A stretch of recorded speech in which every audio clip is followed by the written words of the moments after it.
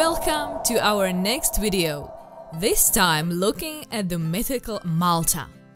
If you watch until the end, you'll learn practical travel information if you are going to Malta, and if not, at least you'll virtually see some interesting places.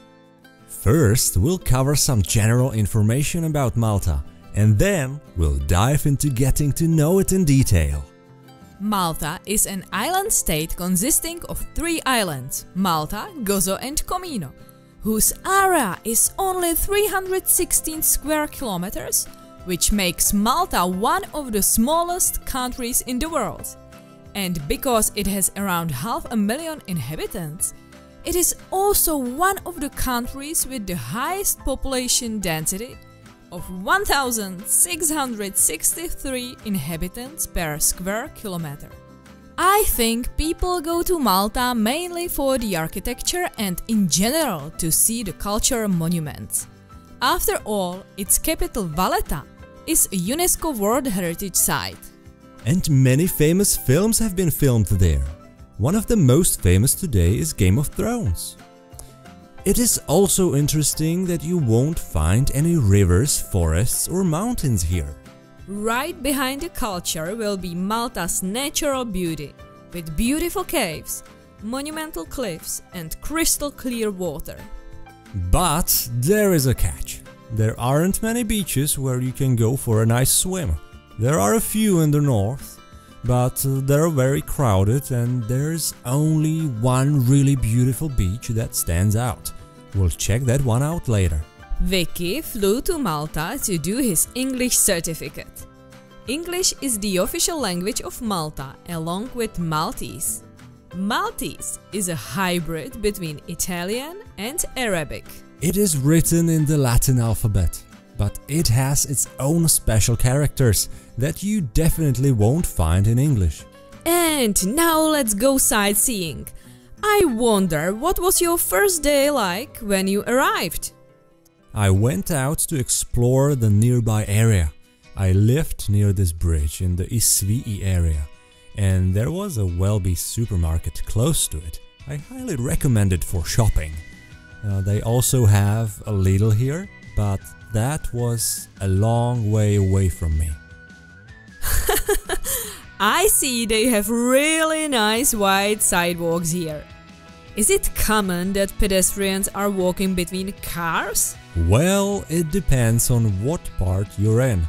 This is the link between Isvii and San Juan, and here sometimes the pavement disappears completely. But in the city centers there are normal sidewalks. The problem is that in Malta, despite being so small and being less than 15 kilometers wide and 27 kilometers long, everyone here drives. There are small fields next to the road. People grow vegetables here basically on gravel, and irrigation hoses run everywhere. I read that in Malta people grow a lot of citruses, olives, zucchinis, pomegranates, potatoes and most of all strawberries that are top-notch. Is that true? Sure, you can buy strawberries almost everywhere, but they taste like normal strawberries here, so nothing special. And I've seen several citrus farms. I mean, this is how I imagined Malta to be. Just apartment buildings and people packed like sardines. Yeah. Here we are in St. Julian's in Spinola Bay. It's one of the biggest nightlife centers in Malta. A lot of young people come here to study and party till dawn every day. At the English school where I was studying for my exams, they had lots of leafletters on where to go to party at night.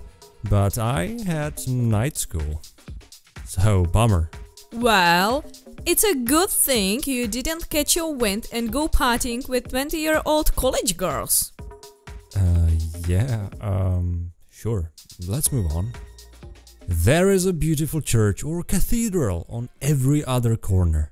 Some have masses in English, but most are in Maltese. I mean, it's not much of a beach or reef when it's 40 degrees in the summer and you can't cool off anywhere. That's a pretty crappy vacation, right? You're right, the coast is very rocky. But there are natural pools every now and then where you can cool off. But we'll get to that later. Now we're in a part, or rather a town, as the locals would say, called Sliema. Sliema means peace or comfort in the Maltese and was originally a small fishing village which became a popular resort for Valletta residents in the 19th century.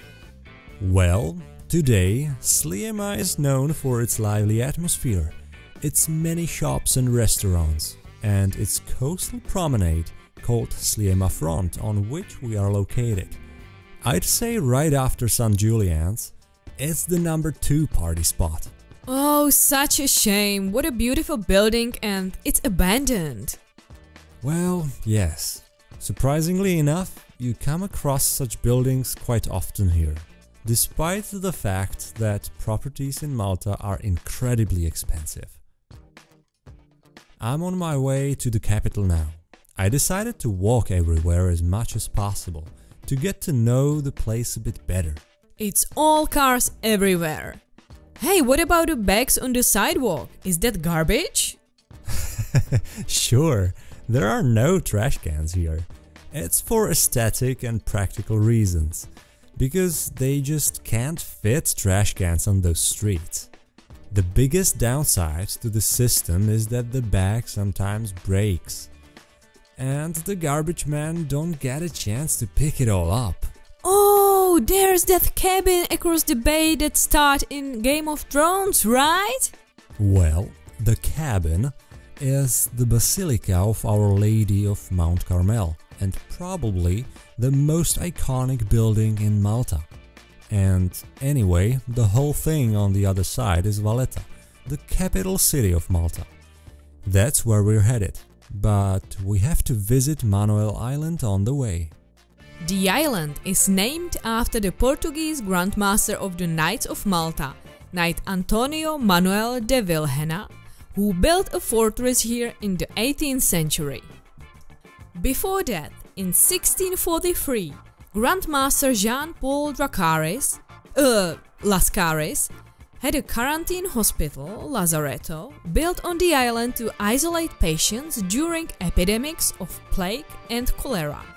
Luckily, due to the desolate state of the buildings at the time of the coronavirus pandemic, its original purpose was not restored. Now, seriously, the buildings here are really in a terrible shape, but it's all the more of an adventure to explore.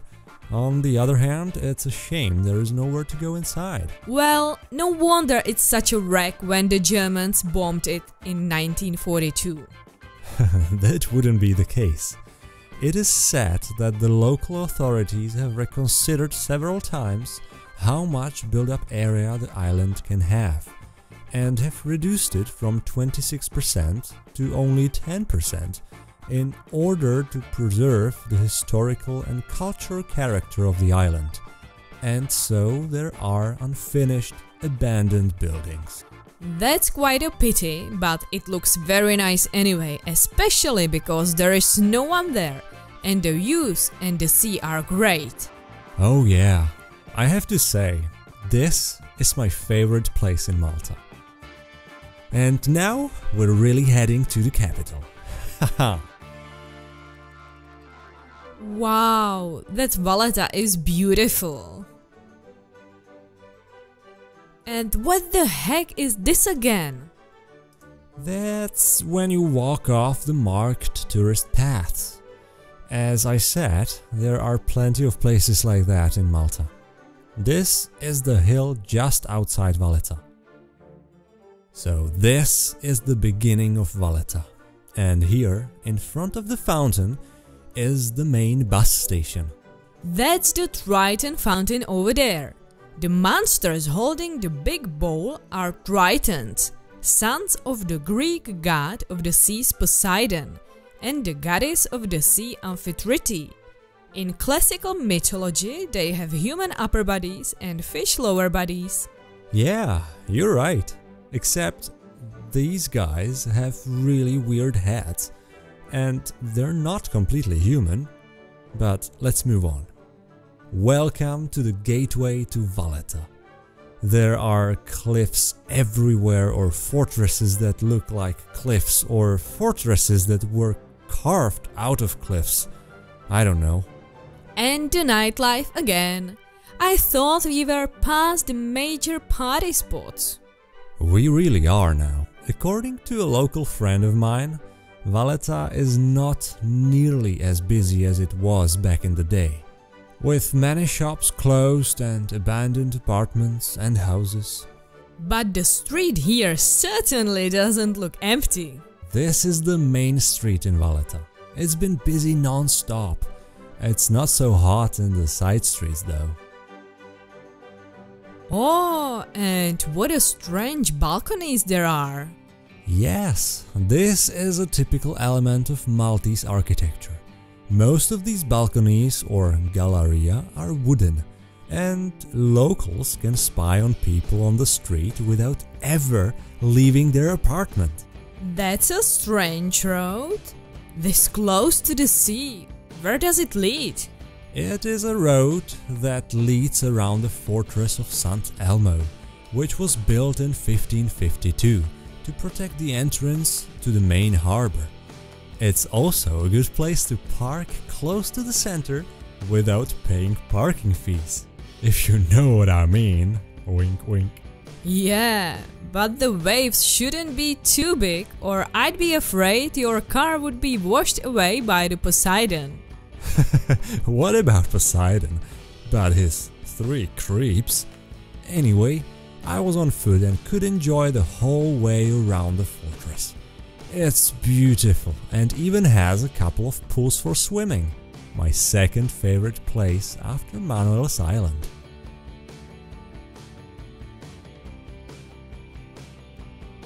Mdina and Rabat. I read about those cities. Mdina is an ancient city that was founded in 700 BC and was previously even the capital of Malta. True that, but what's more, everything is so well preserved, and the whole city is really charming. I was just wondering how many cars there are, and that they even let them in, because the bridge the van is on dates back to 1724.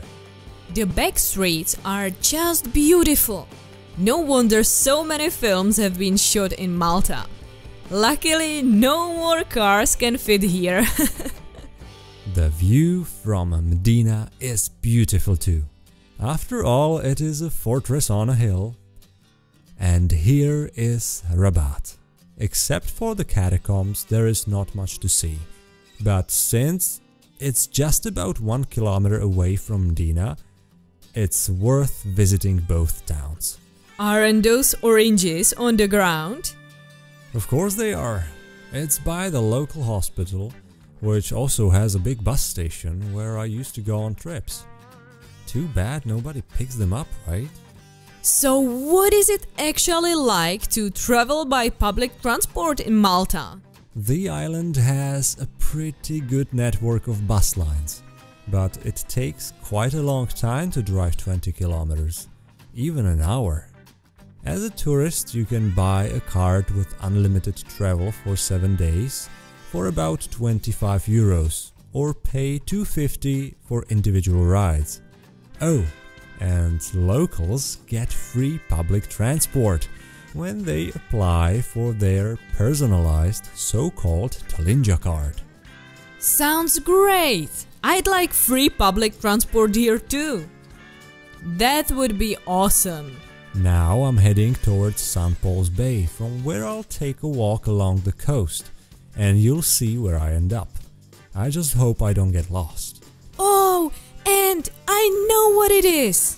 These watchtowers are all along the coast of Malta and were built by the Knights of St. John in 17th and 18th centuries to protect Malta from invasions by Ottoman Turks and corsairs from North Africa.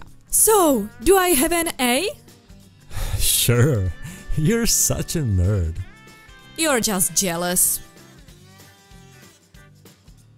What's that? Are those stairs for cars? Yeah, something like that. But when it snows, they can't go anywhere anyway.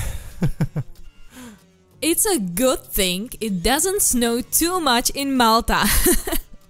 Yeah. Well, I kept walking up the coast until I got lost. I had no idea where I was, but I knew I had to keep going around the coast to get to my destination. It was great. I hardly met anyone the whole time, and I saw places a tourist really has to get lost to see. Looks like some kind of old fortification. Aren't these remnants from World War II? Exactly. There are a lot of these little bunkers, and you can go inside some of them. There is St. Paul's Island in the distance, with the statue of St. Paul. I'd almost say they really like St. Paul here. I'd say so. But the best thing about this place was the swimming spot. No one anywhere, and shallow water beautifully heated by the sun. Wow, this looks like some kind of mine. They're desalination pools. They fill up with water at high tide, the sun dries it out, and people harvest the salt. But they're not used anymore. And these stairs also lead to the remnants of a big fort from the World War II. You meant to say lead, right? It's true. The sea is taking more and more of Malta, and the island is slowly shrinking over time. This was supposed to be a road, but I guess not many people come this way anymore. Although the fields around here are cultivated, I came across this deserted village. Such a shame, beautiful houses overlooking the sea. What more could you ask for? And the prickly pears, yummy. Only that it wasn't the season for prickly pears, so there were only a few ripe ones. But I picked some anyway. And this is a castle, palace, or a fortress? It's kind of everything, and I got lost again. This building is called Il Palazzo, and it was built in the 18th century by the Order of St. John or Knights of Malta. This palace is said to have served as a hunting lodge from where hunts were held. Hunts? And for what, please? There are no wild boars, deer, foxes or pheasants in Malta. You'd be surprised, but they were hunting dolphins. Say what now? Such a mother.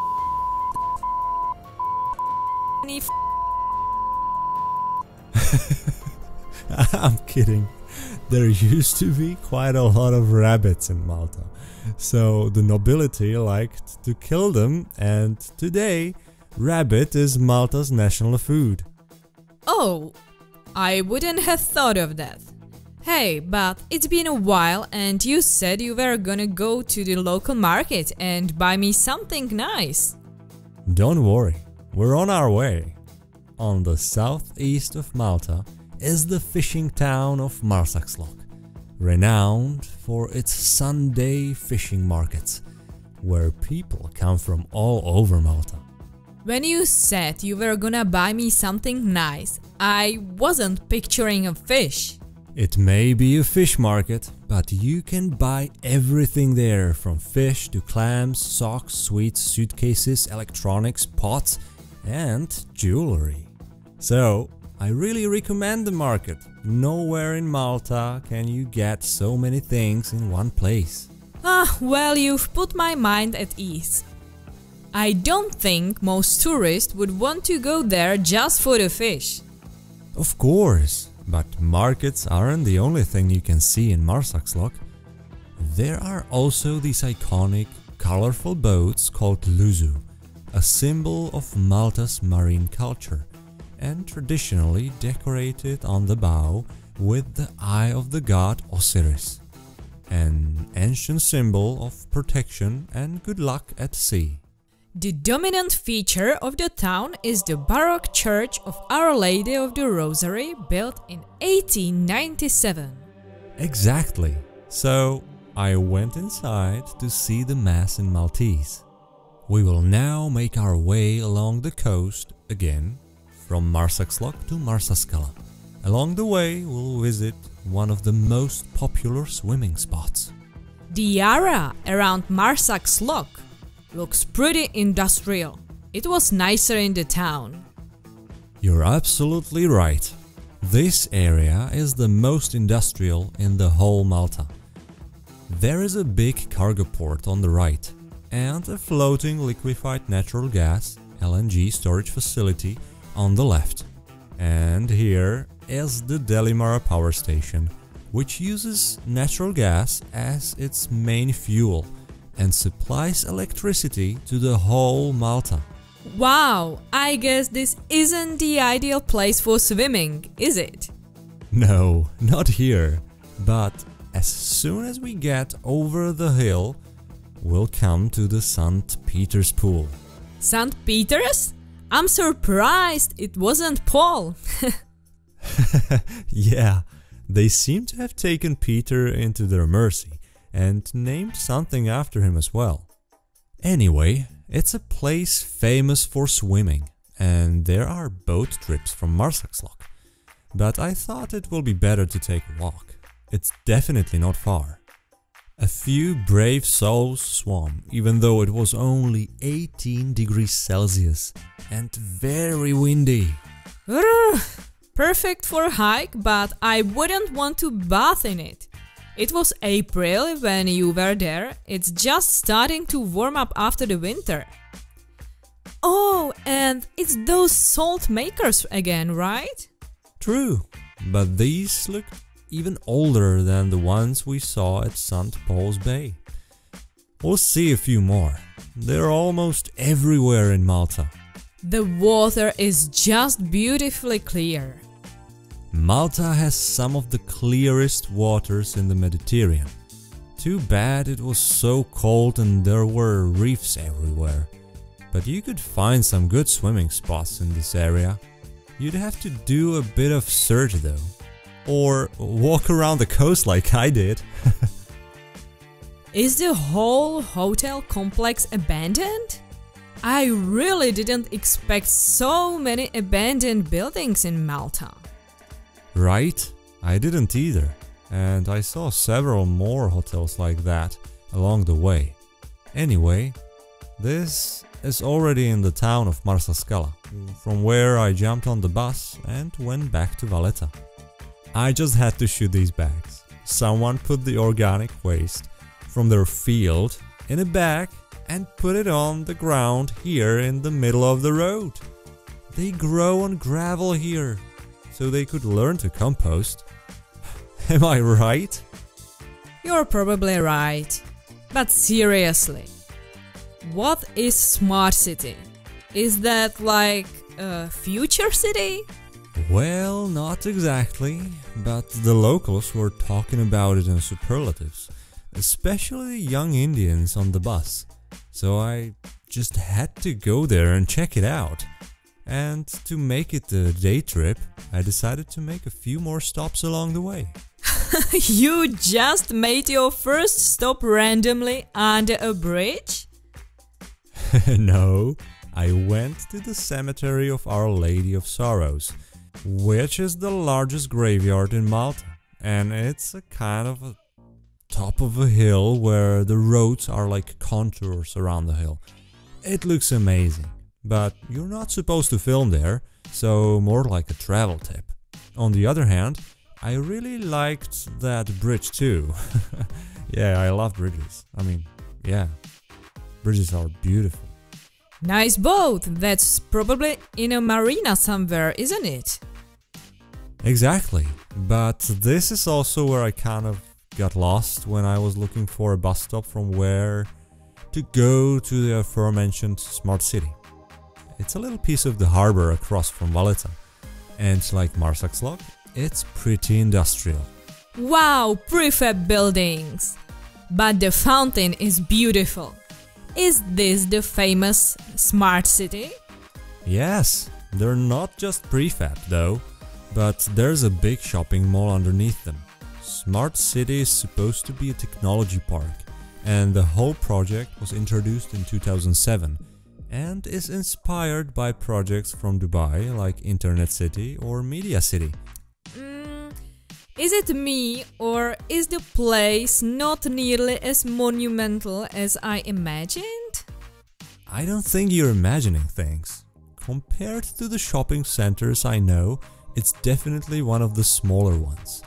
And it wasn't even very crowded, but that's probably because it's off-season. The whole smart city isn't just stores, it's offices, a park, corporate headquarters and apartments. So I've done my shopping and now I'm off to the bus. Did you miss the bus that you are walking? No, but the bus didn't go for another 2 hours. So I decided to take a walk and drive from the adjacent town. Along the way I even came across a cemetery that could have been filmed. But it wasn't nearly as monumental as the one I wanted to show you before. Blue Grotto, that sounds good. I hope you can finally have a proper swim there. The sea in Malta looks very nice. It won't be much about swimming, but the views. Beautiful. I'll have to catch the right bus before we get there. I'm near the university here, not far from the main hospital where there's that big bus station.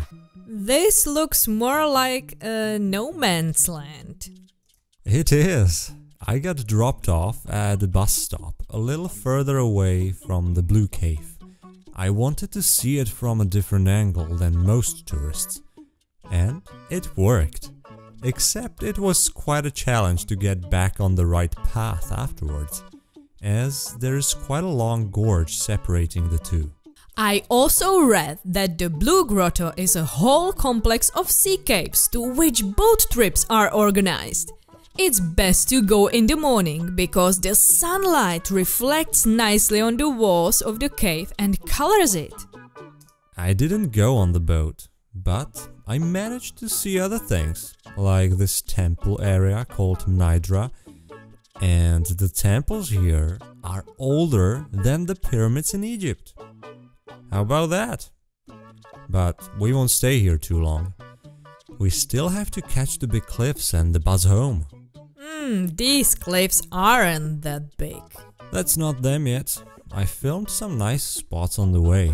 Maybe down there would be a nice walk too. It's not much to pedal down the road like that, is it? Didn't they have any nicer trails? Usually not. Mostly there was no track to speak of. Either one has to take some trail that one thinks, according to the map, might get one somewhere, or take the road. You might as well forget about any marked trails. Here, a trail I chose was loosely connected to the main road, so there wasn't much else to do. What's that? Snails eating cacti? These snails are called white snails and are considered pests in Malta because, as you can see, they chew on cacti. But not only cacti, anything farmers plant here, they eat. There are lots of them everywhere. Here is another interesting landmark. It's the Chapel of the Annunciation from 1619. But I thought it was beautiful because of the red bushes that grow under the chapel. Yeah, I think it's a bougainvillea. It blooms beautifully, just like that. There were a lot of birds under the rock overhangs here. Just a little further and we'll be at the cliffs. Wow, those are huge. Yeah, they are. It was so windy that day that a gust of wind almost ripped my phone out of my hand. Probably would have enjoyed it more if it wasn't blowing so much, but the views were just beautiful. So enjoy them before we go on again.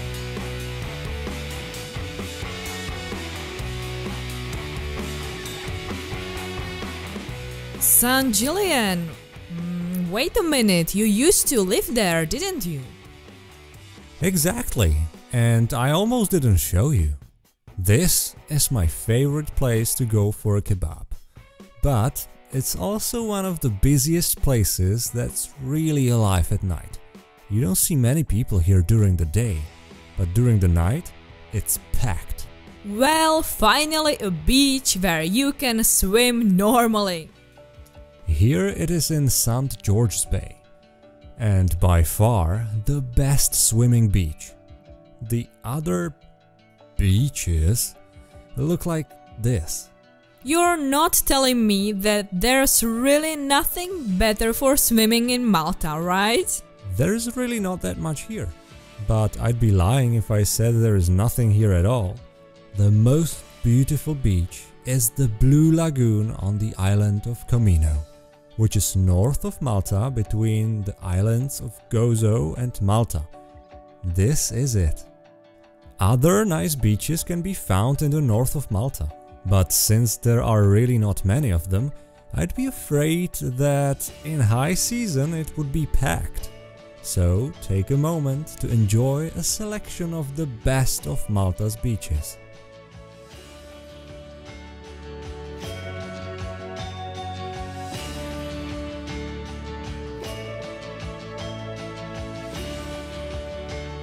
What kind of colorful village is this? This is Popeye's village. It was built especially for the filming of the musical Popeye in 1979, and since then it has served as a theme park of sorts and is one of the most visited places in Malta. Oh, and I thought Popeye the Sailor was just a cartoon. No wonder, most people think so. After all, the cartoon character of Popeye the Sailor was created in 1929, so he's much older and I'd say more famous. But now we have to say goodbye to sunny Malta, where there are around 300 sunny days a year. Let's enjoy the whole island from a bird's eye view and summarize a few facts. Malta has a rich history dating back to the Stone Age, and due to its strategic location has attracted various civilizations including the Phoenicians, Romans, Arabs, French and British. Malta gained independence in 1964 and has been a member of the European Union since 2004. Its economy is based on tourism, the financial sector, shipping, the technology sector, and recently the gaming industry has been booming. Tourism is really thriving here, also because Malta is one of the safest countries in the world with a very low crime rate.